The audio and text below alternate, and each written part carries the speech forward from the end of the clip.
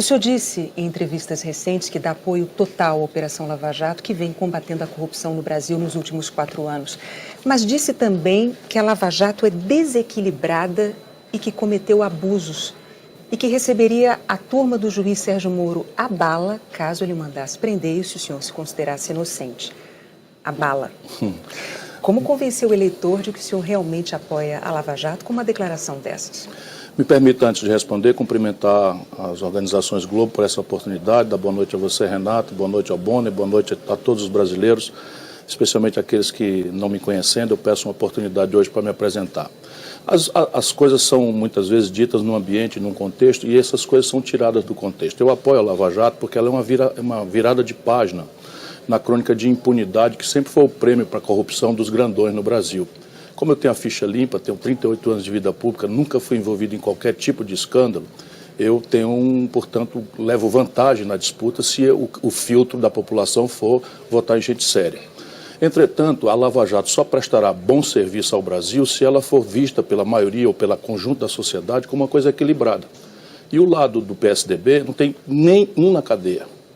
Claro que ela é muito importante, está gente do PMDB, está gente do PT na cadeia, mas não há um único quadro, apesar de 1000 demonstrações de corrupção do PSDB, e nenhum deles foi preso, por exemplo. Mas recentemente o senhor disse também que, se eleito, vai colocar o Ministério Público e a Justiça de volta na caixinha. Não, eu ajudei a desenhar essas atribuições do novo Ministério Público, porque fui constituinte no estado do Ceará e participei do debate nacional.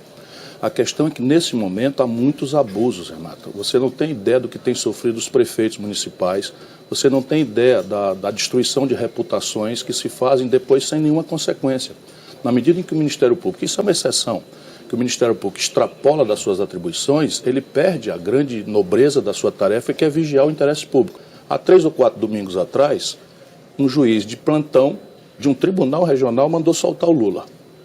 Meia hora depois, o outro juiz, em cima da mesma lei, mandou prender de novo. Desacatou pelo telefone. Depois, 4 horas depois, o outro mandou prender de novo. Depois, o outro mandou soltar de novo. Mas sim, eu estou dizendo que parece o cachorro do Tom Cavalcante. Para dentro, para fora, para dentro. E o cachorro morreu esquizofrênico. Eu sou professor de Direito Constitucional, não faço da vida pública meio de vida. Eu nunca quis fazê-lo.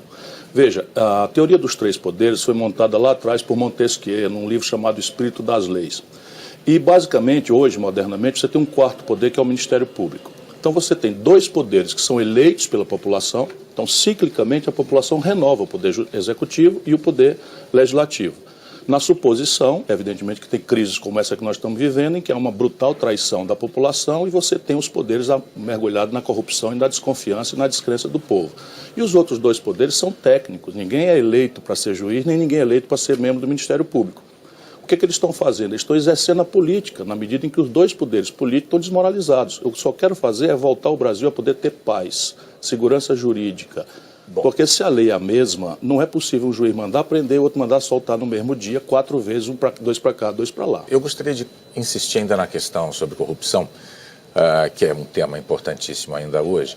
O senhor, num dado momento, o senhor disse que bota a mão no fogo pelo presidente do seu partido, Carlos Lupe. O senhor disse que acusações contra ele são malévolas. O senhor disse que uma vez eleito presidente da República, Carlos Lupe ocuparia o cargo que ele quisesse no seu governo. Qual é a coerência de se dizer intransigente com a corrupção e, ao mesmo tempo, o senhor escolher para integrar o seu governo uma pessoa com um perfil, um histórico como esse de Carlos Lupe? Desculpa, eu não escolhi ninguém para ser ministro. Eu nem sequer fui eleito. Que ele ocuparia o cargo que ele quiser. Eu vou repetir, só que não é correto dizer que eu escolhi ninguém para ser ministro, porque eu tenho humildade, estou esperando o povo brasileiro. Estamos falando em termos hipotéticos, o senhor também ainda não foi eleito. Eu estou falando em termos assertivos. Né? Se eu for eleito, o Carlos Lupe terá no meu governo a posição que quiser, porque eu tenho convicção que ele é um homem de bem. Mesmo com essa ficha? A mim me surpreende, na minha opinião, essas informações não estão assentadas, porque a informação que eu tenho é que ele não responde por nenhum procedimento. Réu ele não é. Eu não ofereci nada a ninguém. Eu espero muito humildemente ter o direito de servir ao Brasil como seu presidente, mas o Carlos Lupe tem a minha confiança cega. O senhor chama o presidente Michel Temer, já chamou o presidente Michel Temer de quadrilheiro. E o senhor também já disse que o presidente Michel Temer tem, no ministério dele, corrupto. Na cabeça de um eleitor, como é que o senhor explica a defesa que o senhor faz de uma coisa para quem é um aliado seu, como Carlos Lupe, e outra coisa para quem é um desafeto seu, como o presidente Michel Temer? Não, os valores que eu defendo são os mesmos. Deixa eu só lhe dizer uma coisa. O presidente Michel Temer, isso é uma desgraça para o nosso país, foi acusado pela Procuradoria-Geral da República e o Supremo pediu autorização 2 vezes para processá-lo. O presidente Michel Temer é uma pessoa acusada formalmente pela Procuradoria-Geral da República por corrupção. Não é o caso definitivamente do Lupe, até o segundo em que lhe falo definitivamente. O senhor Michel Temer tem ao seu redor Eduardo Cunha, que já está preso, Gedel, que já está preso, Padilha, que não está preso ainda, mas está ali usufruindo do foro privilegiado, Moreira Franco, que está ali usufruindo do foro privilegiado, todos notórios corruptos da vida brasileira.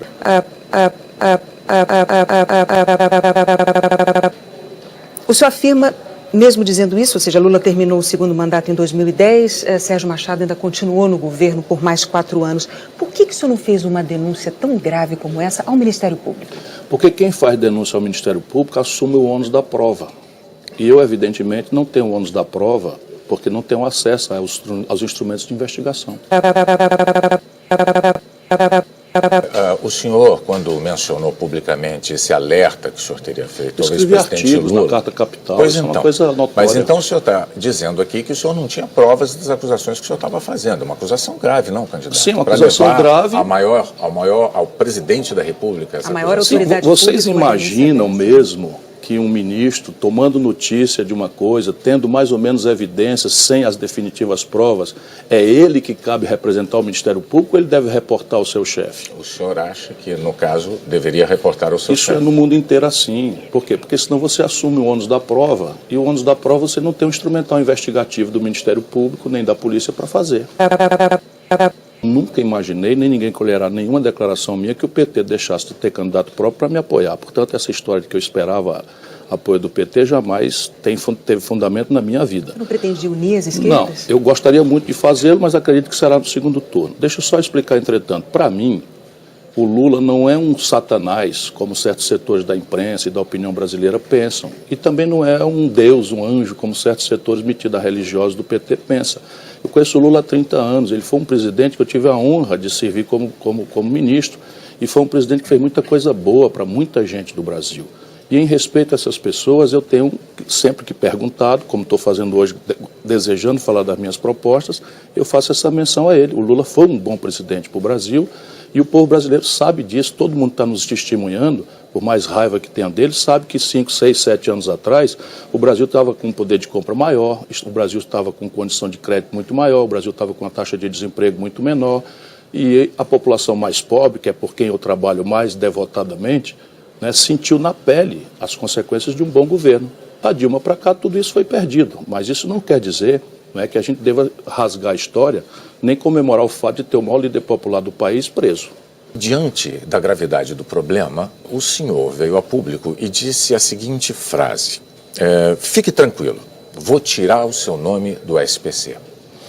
É uma frase muito simples, e tão simples que ela não traduz a complexidade daquilo que efetivamente o senhor está pretendendo fazer com os endividados brasileiros. O senhor quer fazer um refinanciamento dessas dívidas. Neste ponto eu pergunto ao senhor, diante da simplicidade com que o senhor ofereceu aos brasileiros essa promessa, vou tirar seu nome do SPC, embora se trate de um refinanciamento de dívida, o que o senhor diz para esse eleitor que enxerga nessa sua forma de encaminhar a proposta uma tentativa de oferecer a ele uma troca de favores? Isso não tem nenhuma coerência com a minha prática. Eu não estou propondo isso porque sou bonzinho e quem transformou isso num hit da campanha não fui eu. Foram meus adversários que qualquer coisa que vem para pobre e para classe média ficam logo pirados. Se você não me levar a mal, eu trouxe aqui em primeira mão, não vou lhe passar, mas você pega depois para os repórteres, isso aqui é o manualzinho. É aí que eu lhe pergunto se o senhor fica tranquilo de permitir que cidadãos eleitores possam ter essa interpretação para esse slogan fácil que traduz. Bom, eu fui o governador mais popular do Brasil, o prefeito de capital mais popular do Brasil, o ministro da Fazenda entrava nos restaurantes do Rio de Janeiro debaixo de palma, não é porque fiz milagre não, é porque eu honro a minha palavra. E as coisas são simples, a palavra que eu digo não é essa, eu vou repetir aqui, eu vou ajudar a tirar seu nome do SPC.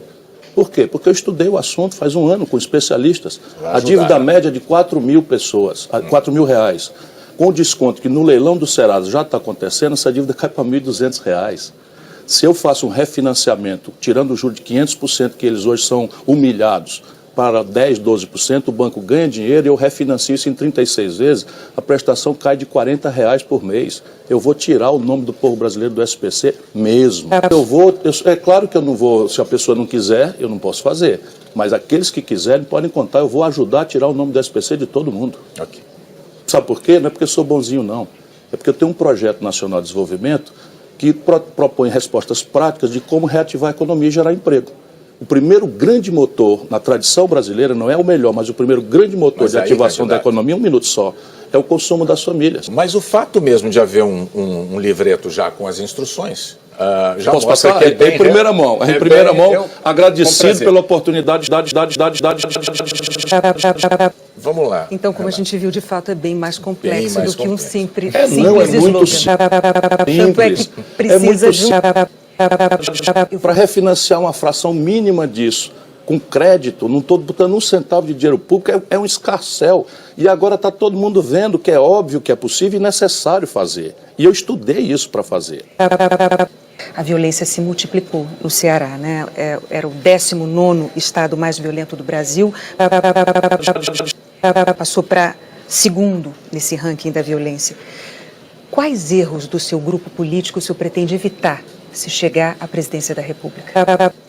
Não há propriamente erro. O problema é que chegaram no Ceará, desse tempo para cá, as facções criminosas. 19º para segundo. Chegaram as facções criminosas que estão em acordo com as autoridades em São Paulo, em acordo com a impunidade com as autoridades do Rio de Janeiro, e Fortaleza e o Ceará viraram, porque tem 2 portos, um aeroporto com grande fluxo turístico, viraram um eixo de saída de droga.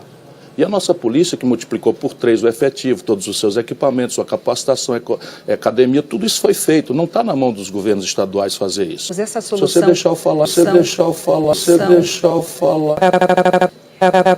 eu proponho. Claro, por favor. E o Ceará tem quase 3 vezes o efetivo que tinha quando eu era governador. Portanto, todo o investimento naquilo que é o tradicional foi feito. O susto lá é que a nossa polícia, evidentemente, não estava preparada para esse tipo de crime. Ou seja, candidato... Facções criminosas, só um minutinho. Facções criminosas e narcotráfico só serão eficazmente combatidas com o governo federal tomando para si essa tarefa. E esse é o meu compromisso. Eu, assumindo a presidência da República, eu vou liberar metade do efetivo da Polícia Federal, que é excelente e que hoje está amarrado, carimbando papel em serviço burocrático. Eu sou um homem experiente. Eu não proponho coisas que eu não seja capaz de fazer. Só quero uma chance do povo. Vamos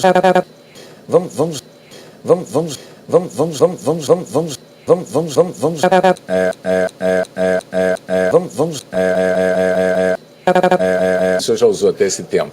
Variado. Começou no PDS, um partido que era de apoio aos militares no fim já do regime militar, já transitou pelo centro, já transitou pela social-democracia até dos tucanos.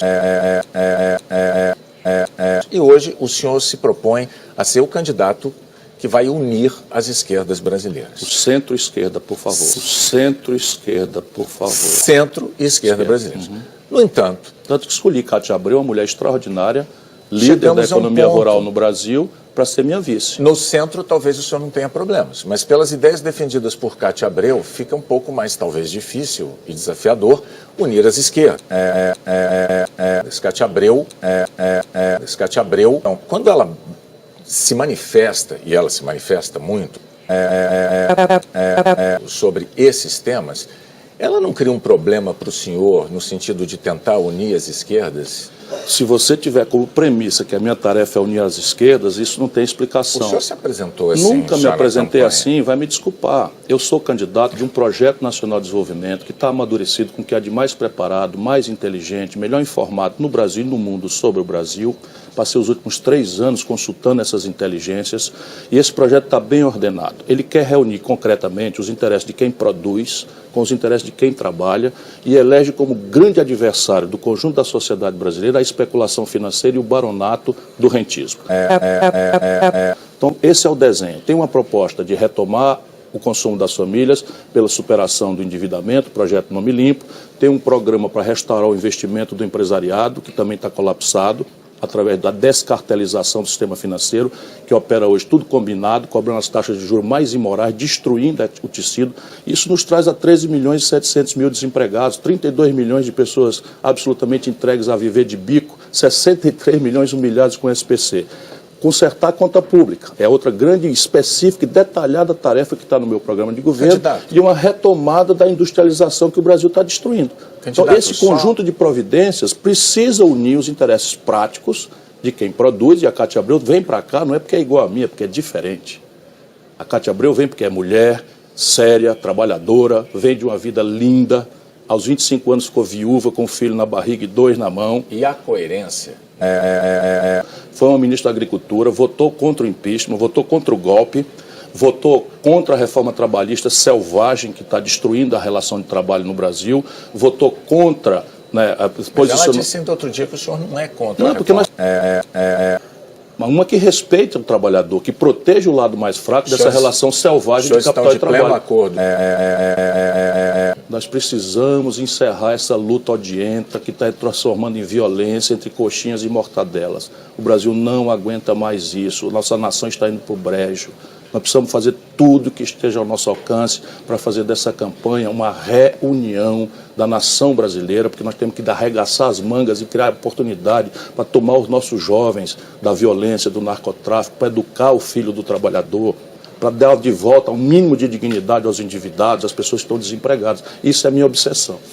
Vamos agora falar de um outro tema bastante importante para o país.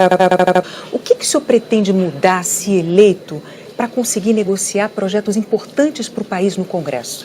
O presidencialismo brasileiro traz essa semente desse impasse, para mim e para qualquer um. Não por acaso o líder das pesquisas sem o Lula é o Bolsonaro, também está isolado. A Marina, que está ali logo junto comigo no segundo ou terceiro lugar, também pegou um partido pequeno. Por quê? Porque as estruturas, os mecanismos tradicionais, essa confrontação do PSDB com o PT e toda a ferramentaria de poder, de grana, de ladroeira que eles manipulam, é muito poderosa. Agora eu mostro para a população que eu não sou uma pessoa que chegou ontem e que não sabe manejar essas coisas. E aí como é que eu estou propondo? Como é que o senhor vai convencer justamente o eleitor que agora, depois de eleito, o senhor vai conseguir manejar? São 3 providências e um fusível. Primeira providência, propor antes. Um fusível, para desativar esse curto-circuito.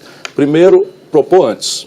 Levar as bordoadas, enfim, propor com grande clareza. Se você olhar, sou eu que estou propondo imposto para os mais ricos, sou eu que estou propondo descartelizar, ou seja, acabar com o combinemos de juros dos bancos. Por quê? Porque eu sei que isso vai me levar a levar muita pancada. Se eu escapar, escapo eu e a ideia.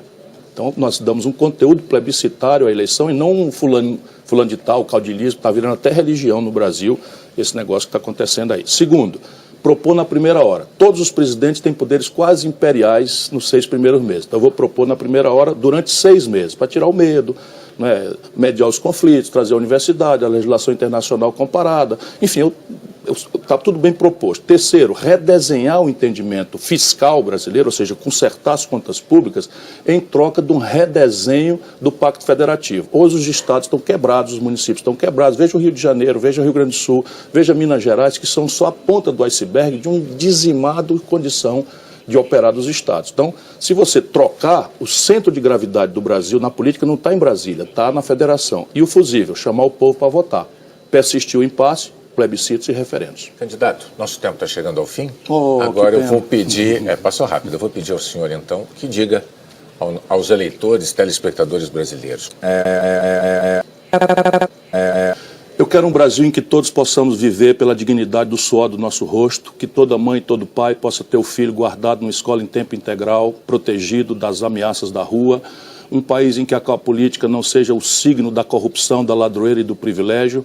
E eu me preparei para isso. Eu sonho a vida inteira em servir ao Brasil, nunca me interessei por dinheiro, não tenho interesses práticos nem pragmáticos, me dediquei a vida inteira a construir esse projeto. E eu peço a Deus que abençoe essa grande nação e que ela possa escolher na hora própria o seu futuro presidente.